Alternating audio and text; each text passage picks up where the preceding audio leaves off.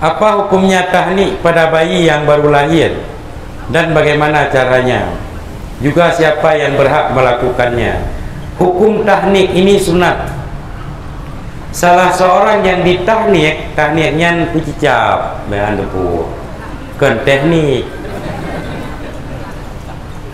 BSTM di sana, sekolah teknik menengah tahnik pecicap.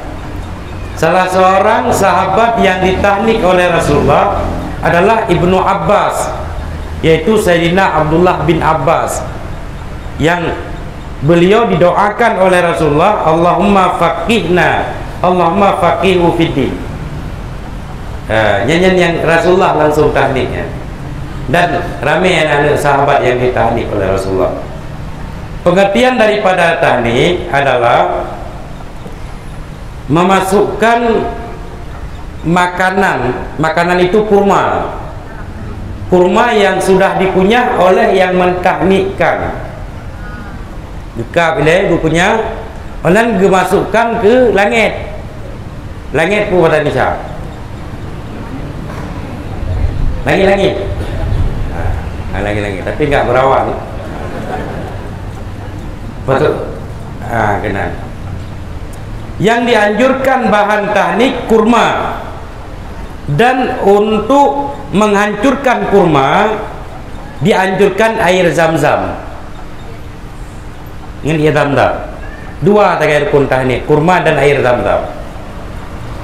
Cuman dalam praktek di masyarakat yang terserah lah. Pokoknya hatanya baik ada mentang kurma dengan air zam-zam. Dia abu kru mano kena dia abah Quran kena dia abah bolimo dia abah bo nyobo je pupu yang naik nane baju nak kebak ketengku muda. Kan yang penting kurma dengan air zam-zam. Siapa yang mentahniakannya sunat ditahniakan oleh orang saleh. Yang sunat tahniak. Kenapa? Karena kita mengambil tafaul atau keberkahan ujung jari beliau, semoga sebagaimana beliau dianugerahi kelebihan oleh Allah, begitulah bersambung kepada bayi yang ditahnikkan. Nampak? Oh, mesti irone hanane yu banyak je pun yu apa arti mendak. Kau tadi juga goyang-goyang. Cuman dalam praktek kita biasa hana ke kunyah di tengku, hana ke kap di tengku, ke pancung ngenjaro, dan ke play kurma, baru ke tahnik. Nyan sunat hukum tahnik. Sunatnya pada hari ke-7, pura ke-7.